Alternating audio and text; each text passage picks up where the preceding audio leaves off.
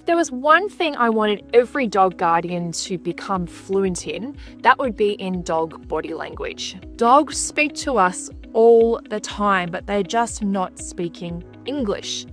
So what are dogs actually saying, and how do we understand what it is they're trying to get across?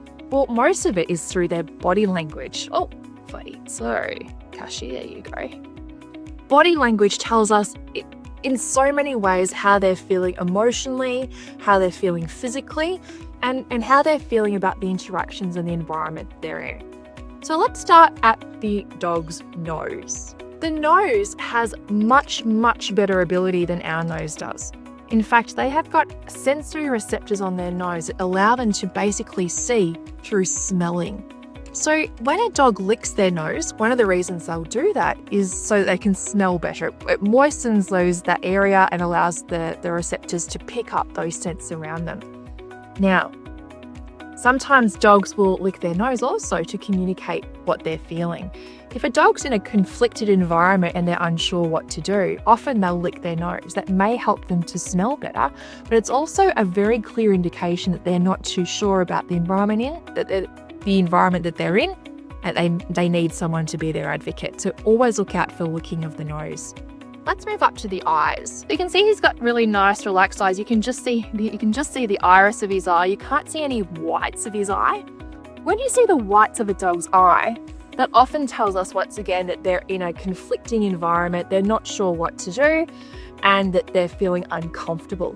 So that might mean, once again, at a dog park, it could mean someone coming up to pat them. It could mean going for a walk. It could mean another dog trying to take their dinner. If you see the whites of the eye, we call it whale eye or the whites of the eye. If you see anything like that, that's telling you that perhaps your doggo is feeling a little bit avoidant. They don't want conflict, they don't want drama, but they also want you to listen and be their advocate. Let's move to the ears. Ears back generally tell us that your dog is in an appeasing state of mind. They don't want any trouble, that they're feeling like they want to fit in. They don't want anyone to cause any conflict. If the ears are facing forward, that can mean that they're curious, it can mean territorial, it can mean aggression. So the position of the ears can tell us a lot about how the dog's feeling emotionally. Let's move to the paw. Now, if a dog lifts up one of their paws, particularly the front paw, that can tell us a few things. It can tell us that they're curious. They could also be in prey drive when they do that, but it can also mean that they're feeling unsure. So if you're going to a new environment and your dog raises their paw, the ears are back, you see a bit of the white of the eye, any of those sorts of signs, that could tell you that they're not feeling very safe. And once again, you've got to be their advocate. Now, you can love me.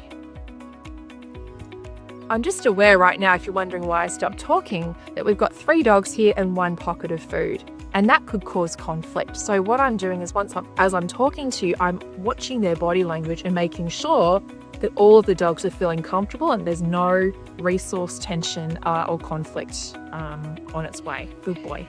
Let's go all the way down to the dog's tail.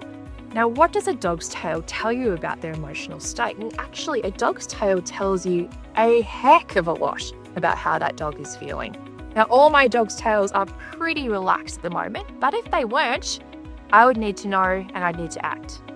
Now, the higher that the dog's tail is, the more alert they are, the more curious, the more territorial, or even potentially aggressive. And even if it bends over their back, that can be a sign that they're experiencing a little bit of an aggressive, frustrated, or angry state of mind. So be very, very aware of that and try to prevent anything like that ever happening. If it's wagging, but it's wagging really fast, that's usually a sign of anxiety or fear. So the speed of the tail as well as the position tells us a wealth of information that's really useful to us. Don't be fooled by the tail wagging. It does not always mean happiness. In fact, in most cases, it means that they're just aroused and they're experiencing emotions, and it's your job to figure out what that emotion is.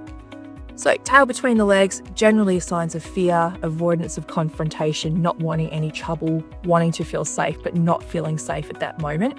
They also will cover their bottom so that they're not exposing the pheromones because they're trying to avoid conflict. Often dogs that will raise their tails, they're trying to get those pheromones out there through their anal glands, whereas dogs that put their tail between their legs are trying to avoid that because they don't want any trouble. Now let's have a look at these guys. Well, how's your tail go? Chest up, looking pretty relaxed. And Cashew's tail is pretty relaxed as well. Once again, guys, we use these things as signs to tell us how your dog's feeling. And when you get to know your dog really, really well, you can actually prevent them from being in situations that make them afraid and anxious by getting to know, what they like and what they don't like. And that will mean if the tail should generally be relaxed and sort of soft wagging, because you know what things make their tail go between their legs and what things make their tail go up really high, and you can prevent that. And that's you being the advocate for your dog and setting them up for success.